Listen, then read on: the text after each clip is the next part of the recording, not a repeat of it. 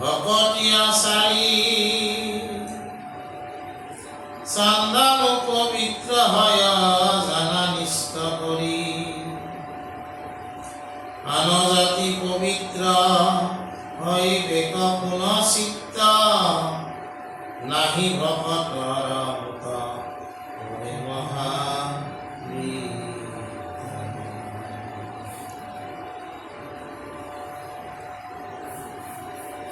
ভকতি বিনাইয়ান যতে সাধন জানা হবে ব্যৰ্থ সখী কহিলো বচন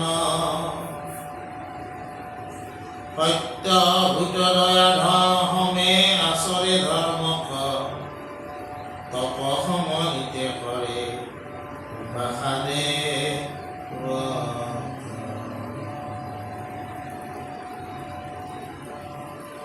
তথাপিতো পবিত্ৰ নহিকে অনুচিত ভৈলা যিটো জনমূল ভকতি বৰ্জিত শুনিও উদ্ধৱ সখী কহো প্ৰসংগত ভকতিৰ চিহ্ন ধাৰ নহৈলবে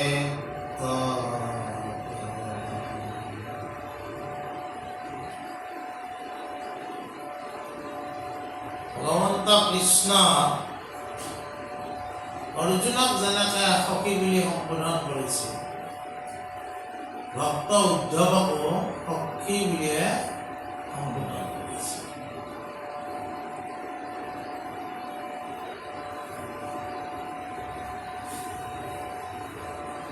আমি ভক্তি ভাৱৰ পাঁচটা ভাৱৰ কথা আমি কওঁ।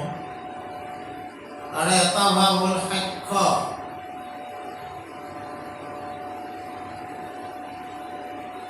যি ভাৱৰ দ্বাৰা সশিষ্ট ভক্তি কৰিব পাৰে। সখী মানে কি? ইজনৰ গোটেই দুখবিলাক সিজনে গাত পাতি লয়, সিজনৰ গোটেই দুখবিলাক ইজনে কাণ পাতি লয়, তাকে বোলে সখী। আৰু ইজনৰ যিমান গুপুত কথা সেই সখীজনৰ আগত ক'ব পাৰে, সিজনৰ যিমান গুপুত কথা এই সখীজনৰ আগত ক'ব পাৰে। ইজনে সিজনক গালিও পাৰিব পাৰে, তাকে কৈছিল সখী। উদ্ধৱৰ আগত কৈছে যে কি বুলি ভগৱন্ত পুৰুষে যে নকৰাই বৈশ্য মুখ কৰ্ম যোগ জ্ঞানে।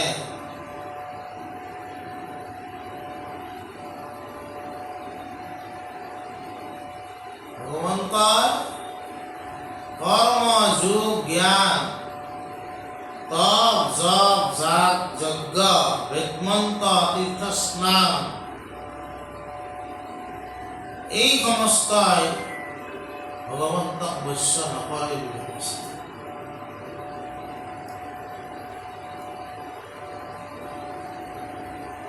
ক'ত বৈশ্য হয় ভগৱন্ত?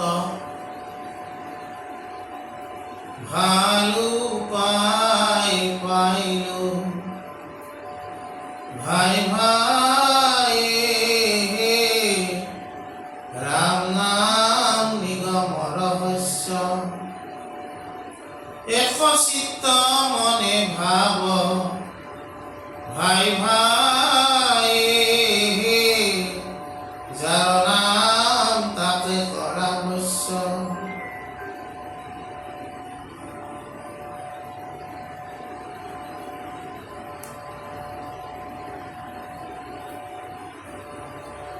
বুঝা?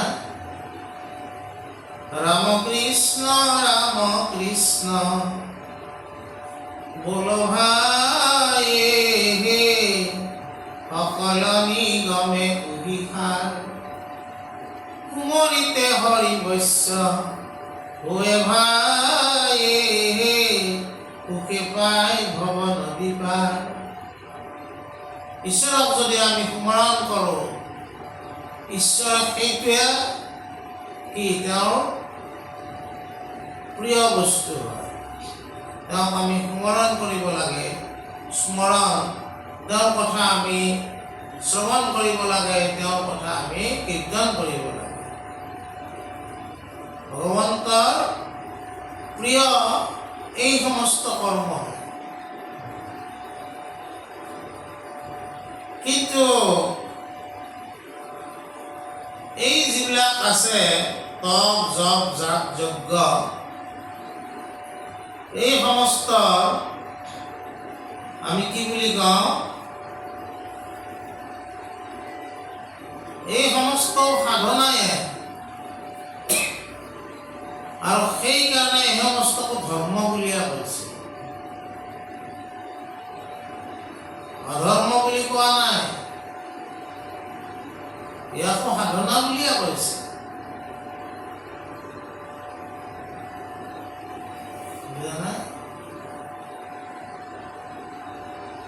কিন্তু এই সাধনাবিলাকক বহিৰংগ সাধনা বুলি কৈছে।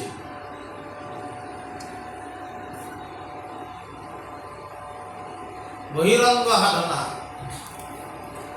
এই সাধনাৰ পিছতো অন্তৰংগ সাধনাৰ প্ৰয়োজন থাকে। কিন্তু ভক্তিটো অন্তৰংগ সাধনা বুলি কৈছে। ভক্তিক কি বুলি কৈছে? অন্তৰংগ সাধনা। এইবিলাকক বহিৰংগ সাধনা বুলি কৈছে।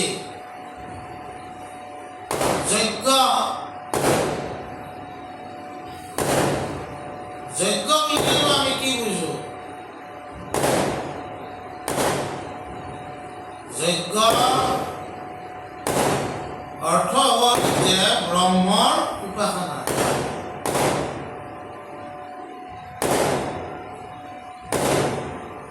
আমি আমাৰ যি কৰ্তব্য, এই কৰ্তব্যকে আমি ব্ৰহ্ম উপাসনা কাৰ্য বুলি যদি আমি কৰোঁ, কিয় এক যজ্ঞ হয়।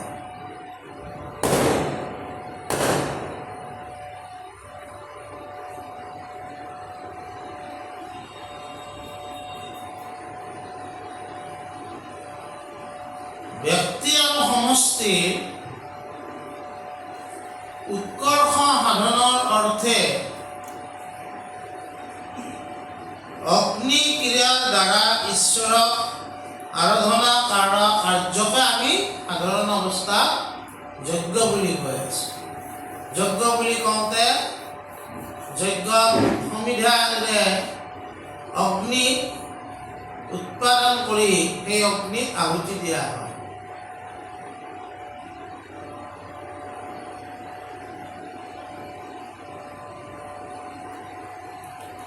ঘিউৰে আমি ইয়াতে আহুতি দিওঁ কাৰণে ইয়াক হোম বুলিও কোৱা হয়।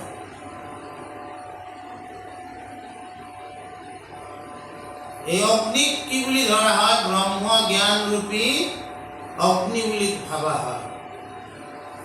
সকলোকে সমাহিত কৰাৰ অগ্নি কি কৰে? সকলোকে সমাহিত কৰি দিয়ে। লৈ চাই কৰি তাক শেষ কৰি দিয়ে। এই ব্ৰহ্মৰ ৰূপী অগ্নি। আৰু তাত কিহৰ আহুতি দিব লাগে? মনুষ্যই তাক অহংকাৰৰ আহুতি দিব লাগে। আৰু অহংকাৰৰ আহুতি দিলে কি হয়? অজ্ঞানতা দূৰ হয়। এই অজ্ঞানতা দূৰ কৰাই হ'ল যজ্ঞৰ প্ৰধান উদ্দেশ্য আৰু লক্ষ্য।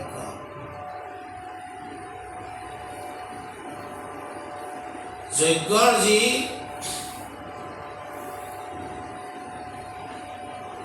যথাৰ্থতা আছে, যজ্ঞৰ যি যথাৰ্থতা আছে,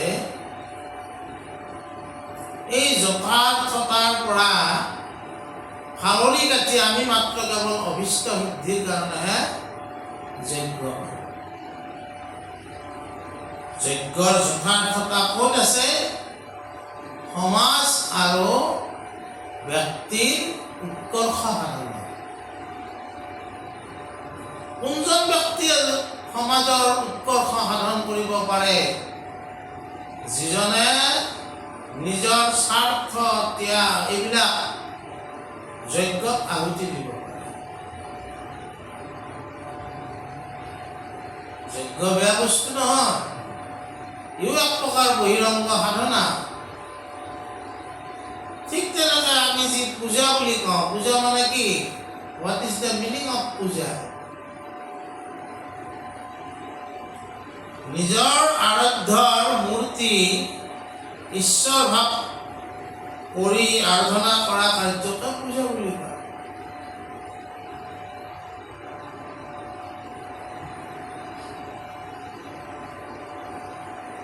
এটা মূৰ্তি বা শালগ্ৰাম দেখছে না না?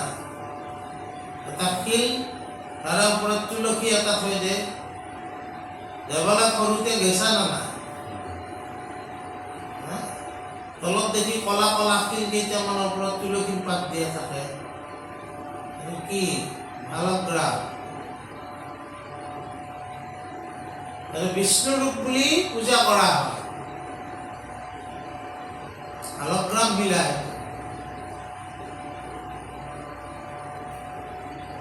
মূৰ্তি হ'ল ঈশ্বৰৰ প্ৰতীক। সেয়া মূৰ্তি পূজা প্ৰতীক উপাসনা বুলিও কোৱা হয়। কিন্তু ইও বহিৰংগ সাধনা, অন্তৰংগ সাধনা।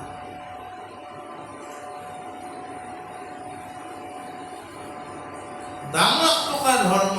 দানেকে দুৰ্গতি হৰে, যেন মহানাৱে সাগৰত পাৰ কৰে।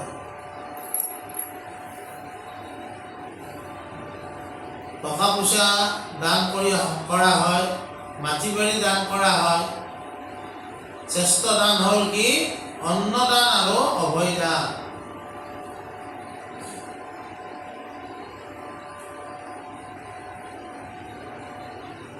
অন্নদানক শ্ৰেষ্ঠ দান বুলি কোৱা হয়, মহাদান বুলি কোৱা হয়। আৰু অভয় দান, কোনোবা এজন আন্তই ভয় খাই আছে যদি তেওঁক সেই ভয় পৰাই তুমি যদি অভয় দিব পাৰা, পৰিত্ৰাণ কৰাব পাৰা, সেইটোকো কি কৈছে? মহাদান বুলি কৈছে। দুখীয়া দৰিদ্ৰ নাৰায়ণ ৰূপ বুলি মানি তেওঁলোকৰ প্ৰতি কৰা প্ৰেম, আদৰ আৰু আদৰ্শযুক্ত সেৱাকে আচলতে প্ৰকৃতাৰ্থত দান বুলি কোৱা হৈছে।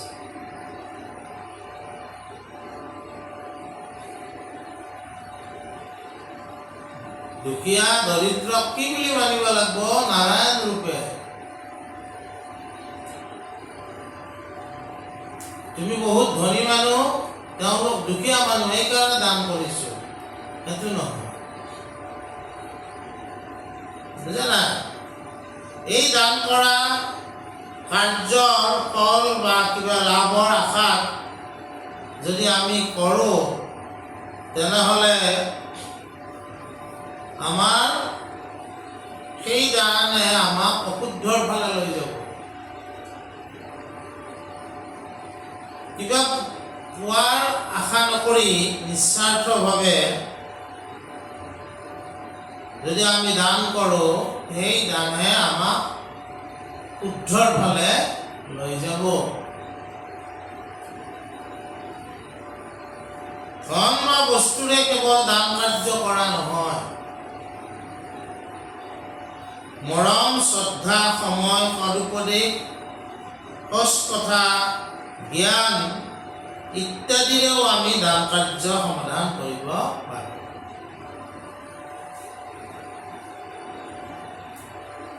দানৰ সম্বন্ধ কেৱল ধনৰ লগত নহয়, দানৰ সম্বন্ধ বহুতৰ লগত আছে। এই দানো বহিৰংগই সাধনা।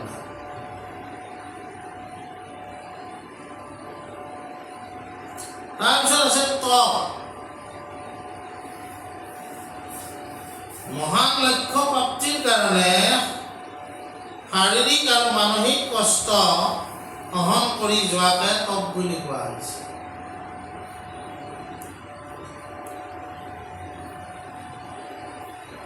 তপৰ আন এক অৰ্থ হ'ল ইন্দ্ৰিয়ৰ একাগ্ৰতা। আমি যিকোনো কাৰ্য কৰাৰ কাৰণে আগবাঢ়িলে মন আৰু ইন্দ্ৰিয়ে আমাক বিঘাত জন্মায়। ই একাগ্ৰ হোৱাত আমাক বাধা প্ৰদান কৰে।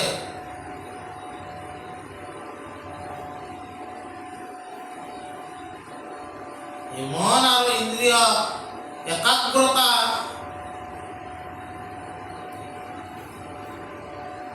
আনাটোকে কি বুলি কৈছে? এক প্ৰকাৰৰ তপ বুলি কৈছে। সেইকাৰণে আমাৰ আগৰ ঋষি মুনিসকলে তপ কৰিলে ক্ষীণাই যায়, তাৰমানে তেওঁলোকে খাদ্যত একো গুৰুত্ব দিয়া নাই, শৰীৰটো শুকাই যায়।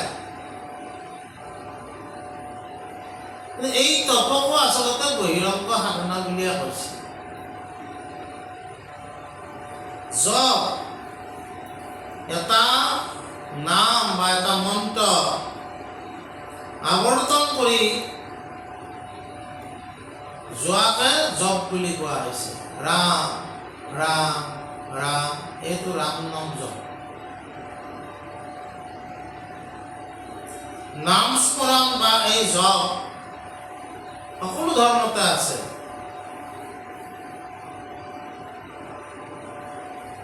গতিকে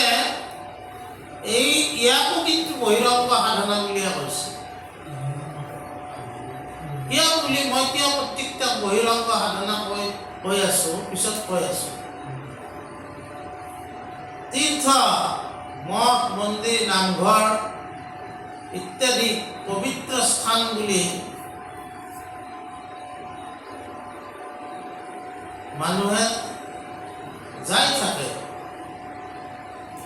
এই পবিত্ৰ স্থান বুলি যে মনতে ভাবি পেলাই যোৱা হয়, তাকে তীৰ্থ কৰা বুলি কোৱা হৈছে। ইও এক প্ৰকাৰ বহিৰংগ সাধনাই।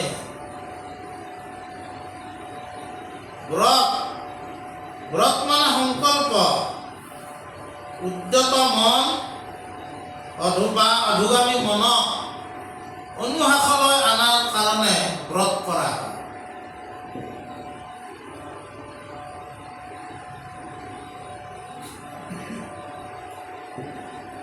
ল'ৰা ছোৱালীক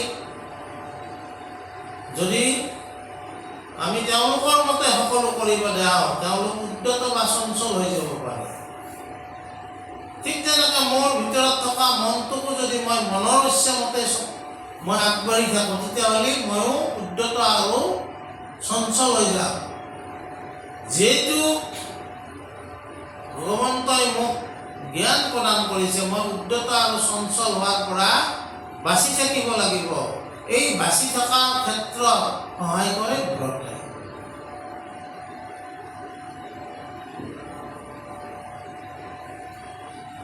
বুজা নাই? ইও কিন্তু বহিৰংগ সাধনা।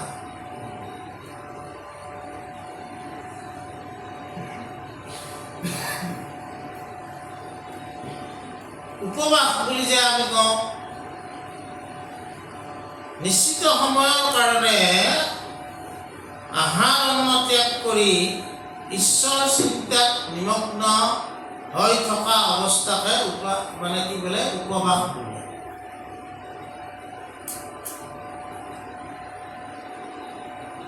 ইও বহিৰংগ সাধনা।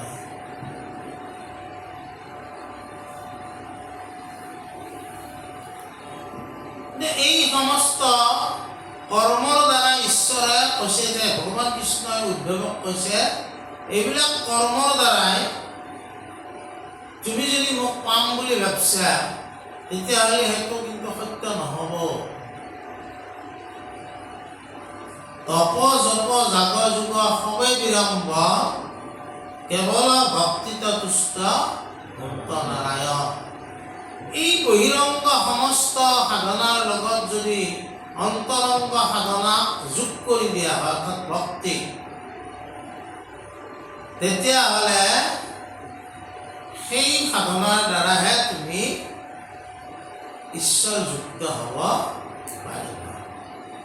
ঈশ্বৰে নিজে উদ্ধৱক কৈছে যে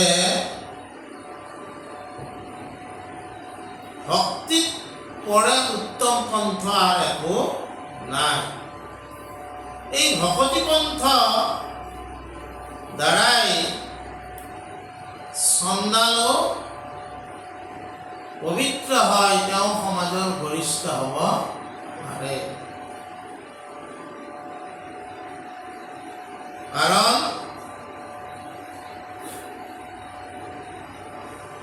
আমি যে ঈশ্বৰক কি বুলি কওঁ? আমি ঈশ্বৰক আমি কি কওঁ? আকৌ কি বুলি মাতো? আমি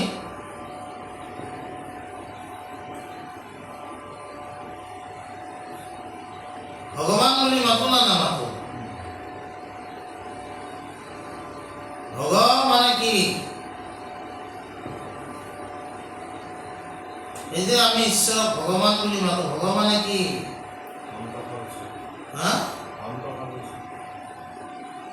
ভগৱানে সমৃদ্ধ।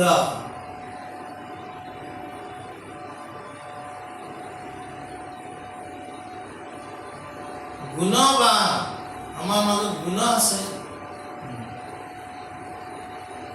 নাই?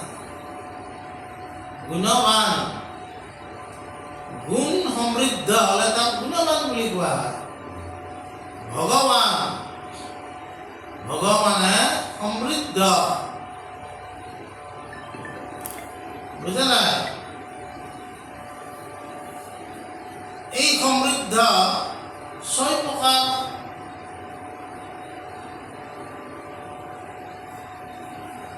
ঐশ্বৰ্য থাকিলে তেওঁক সমৃদ্ধ বুলি কোৱা হৈছে। এই 6 প্ৰকাৰ ঐশ্বৰ্য ঈশ্বৰৰ লগত থাকে কাৰণে তেওঁক ভগৱান বোলা হয়। কি কি? যশ, শ্ৰী, বৈৰাগ্য, ধৰ্ম, জ্ঞান আৰু ঐশ্বৰ্য।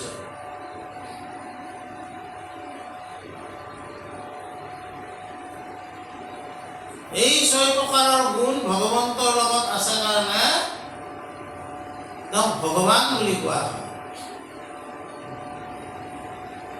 যাৰ ধন আছে তাক ধনৱান কয়, যাৰ গুণ আছে তেওঁক গুণৱান কয়। আৰু ভগ, এই 6 প্ৰকাৰৰ ভগ আছে কাৰণে তেওঁ কি বুলি কয়? ভগৱান বুলি কয়। কিন্তু এই কথাটো তাৰমানে ভক্তি ধৰ্মত যেতিয়া তেওঁ অন্তৰ্ভুক্ত হ'ব, তেওঁ ভালকৈ তপ কৰিলে ইয়াৰ শ্ৰেয়টো কাক দিব? ঈশ্বৰক অৰ্পণ কৰিব। তেওঁ ভালকৈ ব্ৰত কৰিলে ইয়াৰ শ্ৰেয়টো কাক দিব? ঈশ্বৰক অৰ্পণ কৰিব। কাৰণ তোমাৰ কৃপা নহ'লে মই নোৱাৰিলোঁ। ভালকৈ উপবাস কৰিলে সেই শ্ৰেয়টো কাক দিব? ঈশ্বৰক প্ৰদান কৰিব। যজ্ঞ ভালকৈ কৰিলে সেই শ্ৰেয়টো কাক কৰি দিব?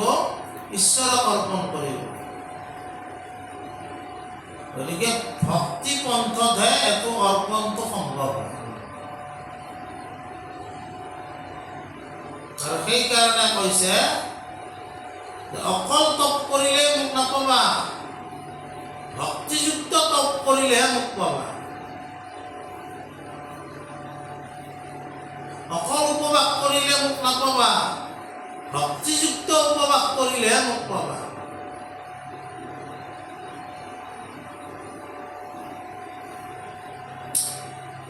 গতিকে যে কৈছে যে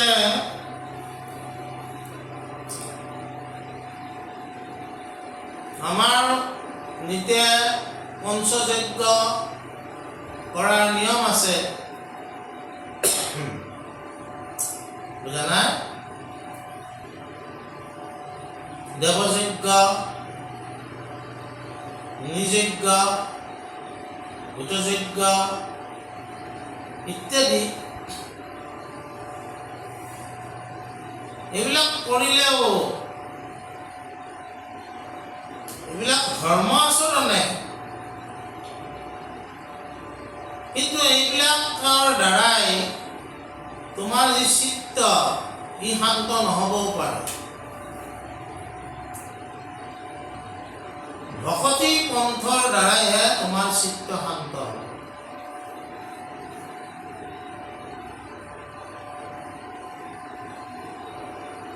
কাৰণ তুমি যি কৰিছা, যি কৰিবা, সকলোবিলাক ঈশ্বৰৰ ওচৰত নিবেদন কৰিবা। তাৰ পৰা যিটো ফলাফল পাইবা সেইটো ঈশ্বৰৰ কাৰণে হোৱা বুলি ভক্তিৰ কাৰণে তুমি ক'বা। ভক্তিযুক্ত নহ'লে সেইখিনি শ্ৰেয় আৰু প্ৰেয় তুমিয়ে বুলি ভাবি ল'বা। তেতিয়াই তোমাৰ তাৰমানে কি হ'ল, সেই কৰ্মৰ দ্বাৰা আকৌ আবদ্ধহে হ'লা। কিন্তু ভক্তিযুক্ত হ'লে মোৰতো নহয়, এইবিলাক ঈশ্বৰে দিছে কাৰণে, ঈশ্বৰে কৃপা কৰিছে কাৰণে মই কৰিছোঁ। গতিকে ইয়াৰ দ্বাৰা তেওঁ সেইটো কথা কেনেকৈ ক'ব পাৰে যে চিত্ত তেওঁ শান্ত হৈ থাকে?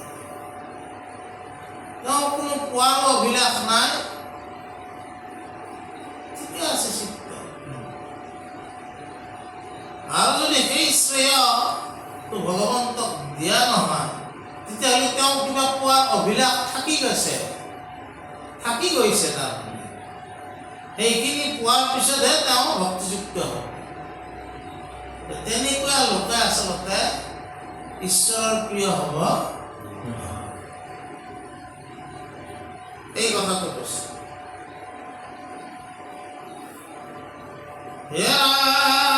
মোহে চিত্ত দ্ৰৱ যাৰ শৰীৰ পুলক, যাহাৰ নেত্ৰৰ নাহি আনন্দ লোতক, দেৱেকে নমতে তাৰ লক্ষী বা ভকতি, বিনে ভক্তি চিত্ত শুদ্ধ নোহে মহামতি।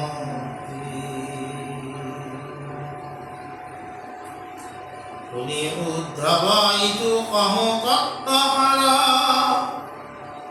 বাক্য গণ গণ আদি ভকতি আমাৰ,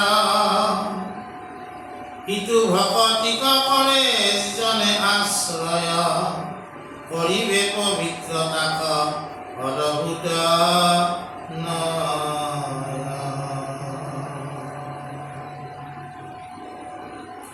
কিন্তু হইল প্ৰেম ভকতি যাহাৰ,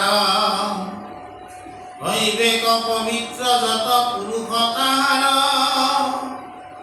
নুহিকে আশ্চৰ্য ইটো জানা মহাশয়, সমস্ত জগতে সিটো পবিত্ৰ কৰ।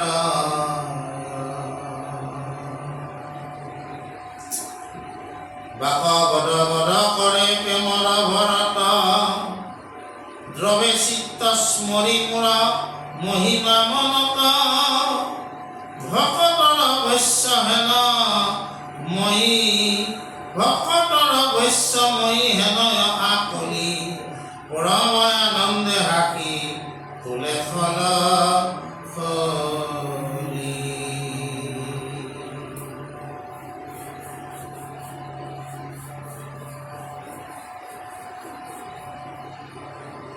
এতিয়া উদ্ধৱক কৈছে যে ভকতি মই কেনেকৈ কৰিছোঁ বা কৰিব পৰা নাই, ইয়াৰ কিছুমান লক্ষণ আছে।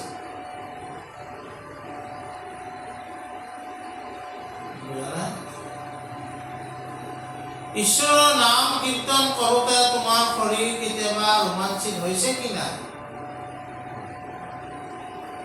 তোমাৰ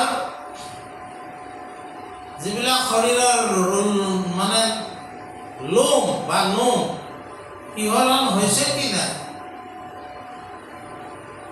যদি শিহৰণ হৈছে তেনেহ'লে তুমি ভকতিৰ পথত আহিছা। আৰু যদি একো শিহৰিত ৰোমাঞ্চিত হোৱা নাই, তোমাৰ ভকতি পথত আহাৰ লক্ষণটো দেখা দিয়া নাই।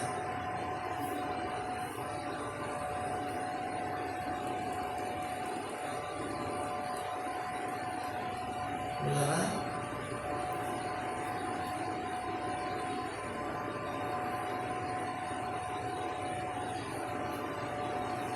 সেইকাৰণে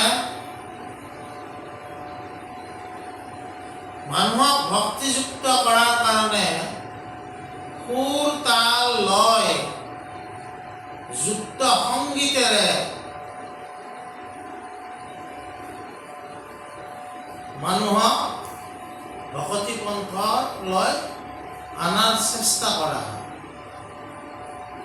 শংকৰদেৱ গুৰুজনেও সেইকাৰণে বৰগীত, নাটগীত, ভটিমা, টুটয়, মাধৱদেৱ গুৰুজনেও ঝুমুৰা,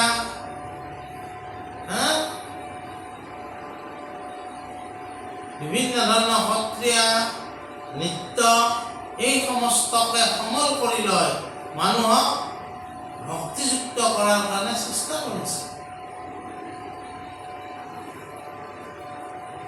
আৰু বেদৰ সময়ৰ পৰা সামবেদে সংগীতৰ কথাই কৈছে। প্ৰথমে ঋগ্বেদৰে কিছু মন্ত্ৰ সামবেদত পুনৰাই দোহাৰাইছে, কেনেকে সুৰ তাল লয় যুক্ত কৰি।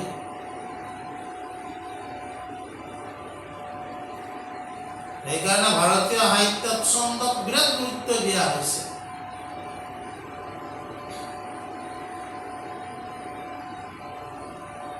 মই মনমেৰি নাম চৰণেহি লাগো, তই যেন অন্তক আগো। একো যেন নালাগিল আমাৰ, কিন্তু যেতিয়া এইটো গীত হিচাপে আমি গাওঁ, সেই গীতটোৱে আমাক ভক্তিযুক্ত কৰাৰ কাৰণে প্ৰেৰণা যোগাব।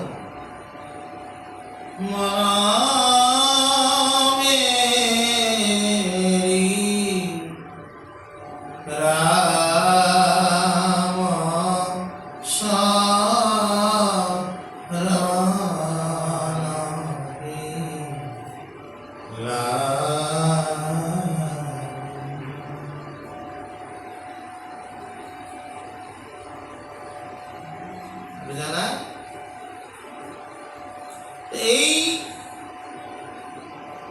মই এই যে গীতটো শংকৰদেৱৰ গুৰুই যে গীতবিলাক কৰি গৈছে, আমি কোনোবা গাইছো, গাওঁতে তোমাৰ কেনে লাগিছে শুনি?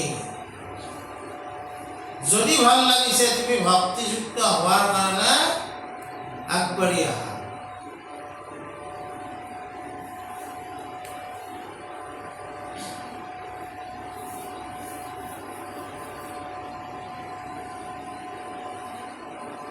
কেইটামান মন্ত্ৰৰে ইস্কনে গোটেই ৱৰ্ল্ডকে কি কৰিছে? ভক্তিযুক্ত কৰাৰ কাৰণে চেষ্টা কৰিছে। ইস্কন নামৰ সংস্থাটোৱে হৰে কৃষ্ণ কৃষ্ণ কৃষ্ণ কৃষ্ণ হৰে হৰে হৰে রাম হরে রাম রাম রাম হরে হরে হরে কৃষ্ণ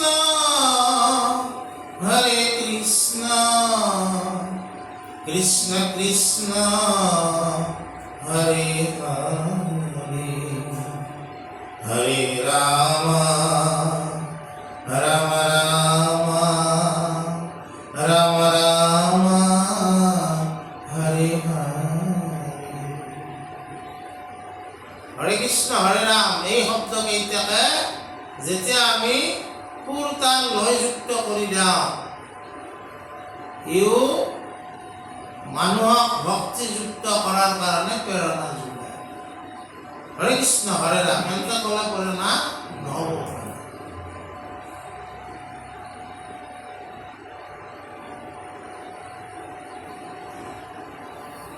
দুজনা গুৰু 500 বছৰ আগতে এইবিলাক চিন্তা কৰি আমাক সংগীত দিছে, সংস্কৃতি দিছে। কিয়? সংগীত সংস্কৃতি আমাক আমি যাতে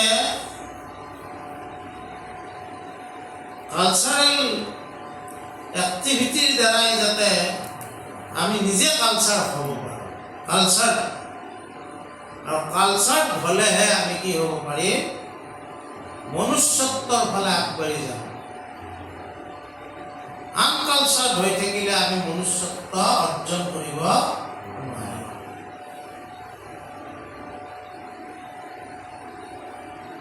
আৰু ইয়াকে ভগৱন্ত কৃষ্ণ উদ্ধৱক কৈছে যে ঈশ্বৰ কথা শুনিলে, ঈশ্বৰ কথা কীৰ্তন কৰিলে, ঈশ্বৰ কথা স্মৰণ কৰিলে তোমাৰ শৰীৰ ৰোমাঞ্চিত হয় কি নহয়? যদি হৈছে তেনেহ'লে তুমি ভক্তিৰ দিশলৈ আহিছা, এইটো লক্ষণ।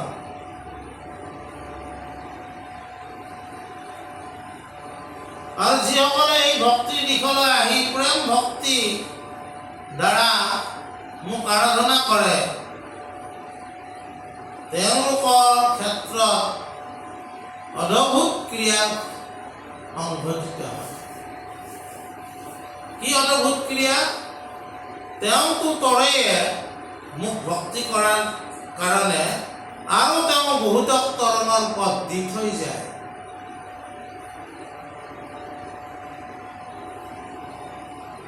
পুৰুষে মহাপুৰুষলৈ ৰূপান্তৰিত হয়, যেনে শংকৰদেৱ, মাধৱদেৱ আৰু যিমানবিলাক সন্ত পুৰুষ আছে সকলোবিলাক, পৃথিৱীৰ যিমানবিলাক সন্ত পুৰুষ আছে সকলোবিলাকে এই ভক্তি কৰা বুলি কোৱা হৈছে। তেওঁ ভক্তিৰ দ্বাৰা তেওঁতো তৰণৰ পথ পাইছে আৰু সেই তৰণৰ পথ নিৰ্ণয় কৰি তেওঁ সুগম পন্থ নিৰ্ণয় কৰি গৈছে। সেইকাৰণে তেওঁক মহাজনো বোলা হৈছে। মহাজন যেন গত স্বপন্থা, সেই মহাজনে যোন বাটেৰে খোজকাঢ়িছিলে সেই বাটত অনেক লোক খোজকাঢ়ি আছে। শংকৰদেৱে দি যোৱা বাটটোৰে অনেক লোক খোজকাঢ়ি আছে। চৈতন্যদেৱে দি যোৱা বাটটোৰে অনেক লোক খোজকাঢ়ি আছে।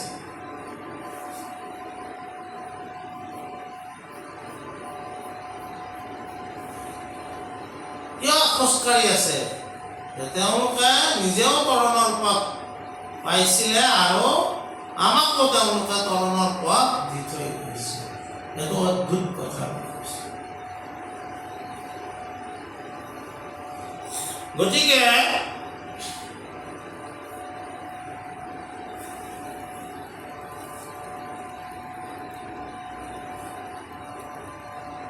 ভকতৰ বৈশ্য ভগৱন্ত পুৰুষ হয় বুলি তেওঁ নিজে ঘোষণা কৰিছে। ভকতিয়ে তেওঁক বৈশ্য কৰিব পাৰে আৰু সেইকাৰণে ভকতৰো তেওঁ বৈশ্য হয় বুলি ভগৱন্ত কৃষ্ণই নিজে ঘোষণা কৰিছে।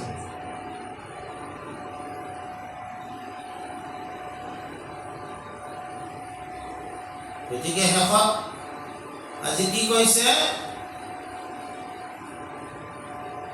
সেইজন ভগৱন্ত পদসেৱাৰ পৰা মই ইমান দিনে বঞ্চিত হৈ আছো।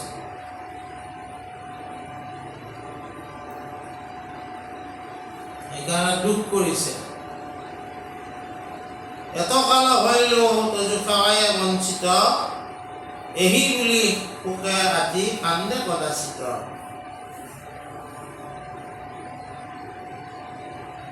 উদ্ধৱে তাৰমানে এই ভাৱত তাৰমানে ভগৱন্তক চোৱাই নাছিল আৰু সেইকাৰণে তেওঁ এতিয়া এইবিলাক কথা কোৱাৰ ফলত আত্যন্তিক সুখ লাহে লাহে লাভ কৰি তেওঁ কি কৈছে বোলে আত্যান্তিক সুখ তজুপদ সেৱা হৰি হৰি হৰি হৰিয়ে সেৱা কৰি হৰি কি সুখে মইলো বঞ্চিত মায়াময় ঘোৰ সংসাৰ নিকাৰ হৰি হৰি হৰি হৰিয়ে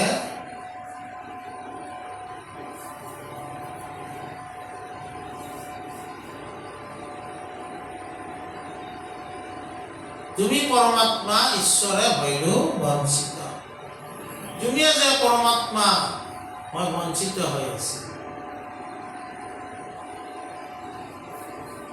গতিকে যিমানবিলাক বহিৰংগ সাধনা আছে এই সাধনা অন্তৰ্মুখী সাধনালৈ ৰূপান্তৰিত কৰিলেহে আমি ঈশ্বৰযুক্ত হ'ব পাৰিম অন্তৰ্মুখী সাধনালৈ ৰূপান্তৰিত কেতিয়া হ'ব ভকতিৰ দ্বাৰা এই কথাখিনি আজি আলোচনা আমি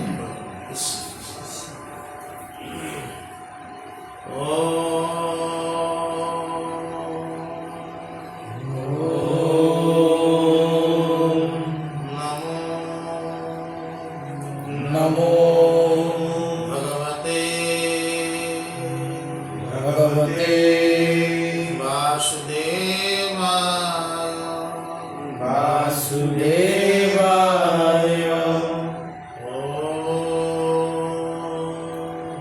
ओम असतमा सद्गमय असतमा सद्गमय तमसमा ज्योतिर्गमय तमसमा ज्योतिर्गमय मृत्युर्मा अमृतं गमय मृत्युर्मा अमृतं गमय ओम शांति शांति शांति शांति